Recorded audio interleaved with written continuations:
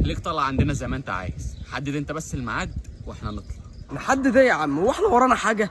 احنا هنطلع بكره. هكلم محمد اخويا والحسن والحسين يجوا معانا. اتفقنا. يلا بينا يا شباب ننزل عشان نفرد العيد ونصطاد. لا يا عم نصطاد ايه؟ نستأجر لنا مركب نصطاد فيه. ماشي يلا بينا.